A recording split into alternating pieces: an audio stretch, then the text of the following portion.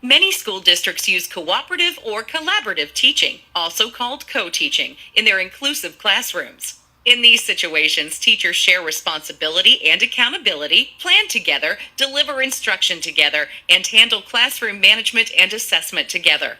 In this module, you'll learn to identify the various models of co-teaching, understand ways of implementing each model, and envision when a particular model may work best in different classroom contexts. Co-teaching is one approach to providing an appropriate and accessible education to many types of diverse learners. All students, regardless of ability, can benefit from a carefully structured collaborative effort between two professional educators. Co-teaching also allows us to begin to break down the barriers that sometimes exist between students in special education and those who don't receive services. Co-teaching limits many potential problems of pull-out programs. Students miss less academic instruction because they miss less class time. There are also fewer scheduling problems and less disruption for the student. We will examine 5 models of co-teaching that are commonly found in today's schools: supportive co-teaching, parallel co-teaching, complementary co-teaching, team co-teaching, and station co-teaching. Each of these models has strengths and barriers. Different models work best in different contexts and for different instructional purposes, so it's unlikely that you will use the same model all the time. When working with another teacher, it's always best to establish the supports the students need and that type of co-teaching model that works best for the circumstance. Sayland points out that issues of parity, time, pedagogy, and philosophy can stand in the way of successful co-teaching, and recommends that you work toward establishing compatibility, communication, and equal status relationships to better ensure a successful collaborative relationship with your co-teacher. He suggests that you agree on goals and establish a common vision. Learn about each other's teaching styles, abilities, and beliefs. Coordinate responsibilities. Arrange the classroom to support collaboration. Share the workload, instructional materials, and responsibilities. Reevaluate and quickly address conflicts. Acknowledge and celebrate success. Carve out time for planning. Let's first look at the supportive co-teaching model. In this setting, one teacher delivers the instruction while the co-teacher responds in a supportive way. That is, while one teacher addresses the entire classroom, a second teacher provides support by rotating around the room and targeting instruction to students who may need further assistance. One benefit of this model is that all students receive the same instruction, with direct supports going to those who may need it most. In the classroom, this would look like a traditional delivery of instruction with an extra pair of hands working with the students. This model would be best utilized to help the primary teacher differentiate instruction for all learners during whole group lesson. Also, if the learners with exceptionalities are able to work with minimal interventions from a specialist, this may be a good option. Let's picture this scenario. Mrs. Boggins teaches 7th grade. In her class, there are 4 students with exceptional needs in the area of math. 3 times a week during math, Ms. Lee, a special education math support teacher, comes into the 7th grade classroom to work with Mrs. Boggins' students. Mrs. Boggins and Ms. Lee have determined that Mrs. Boggins does a great job at giving the explanation and examples of each math lesson. Ms. Lee walks around the room and provides added support to any student that needs the concept retaught. Ms. Lee makes sure the students identified as needing math support are on track and is free to work with any other students at their desk. At the same time, Mrs. Boggins is also walking around, monitoring and correcting as necessary. When there's a need to lower the student-to-teacher ratio, parallel co-teaching can be a useful model. Parallel co-teaching derives its name from the parallel nature in which the co-teachers function. The class is split into 2 heterogeneous groups. One teacher provides instruction to one group of students, while the co-teacher simultaneously teaches the same content to a second group of students. Like parallel lines, the co-teachers and their respective groups don't interact with each other during the lesson. They operate independently. One benefit of this model is that differentiating instruction can be utilized, and targeted instructional interventions can be addressed in each group.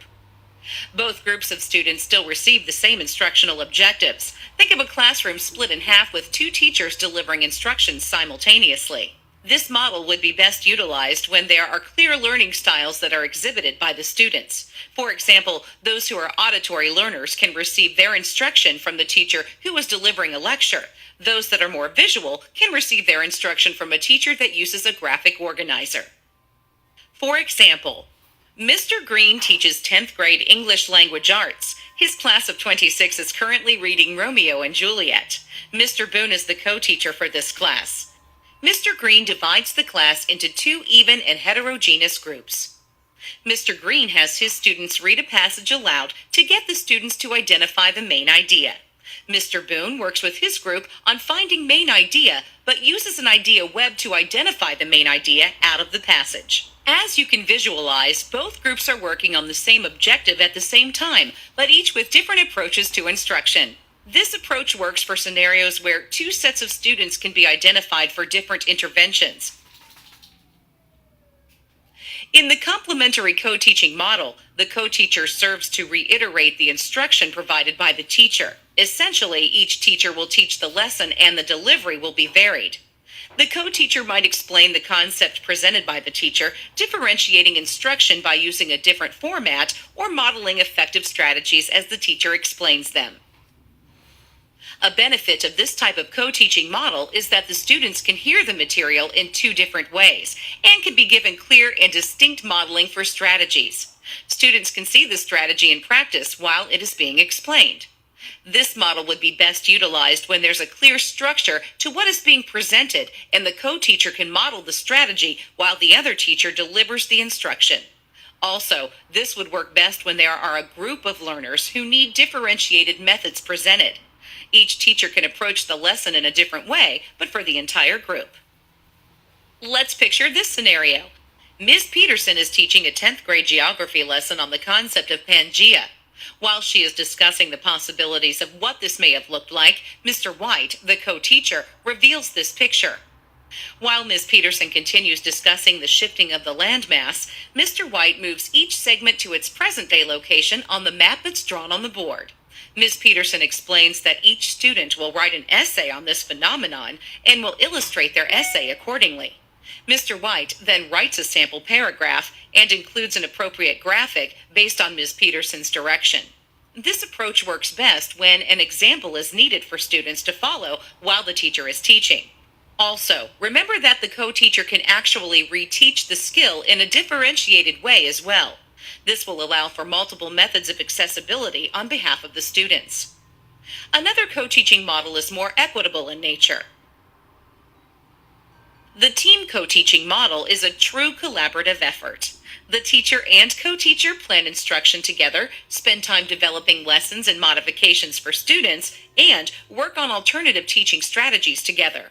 One day one teacher may teach a lesson, and the next day the other teacher may teach a lesson. Both are content experts.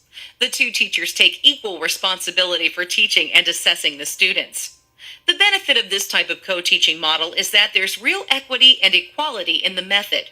Each teacher takes ownership for student learning. Students benefit from having two content experts in the room together.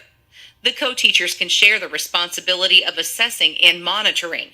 In the team co-teaching model, two heads are truly better than one.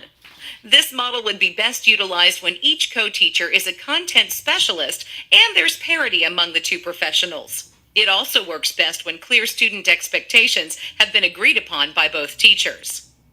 For example, Ms. Argon teaches 4th grade in a collaborative setting with Mr. Lenz, the special education provider. Ms. Argon has 5 students identified with exceptional needs. Mr. Lenz is the 4th grade collaborative teacher, so he's able to plan with the 4th grade team as well as conference regularly with Ms. Argon regarding the students' needs and progress. Sometimes Ms. Argon provides the instruction, and sometimes Mr. Lenz provides the instruction. Both teachers assess the students regularly, and both take full responsibility for all students' learning.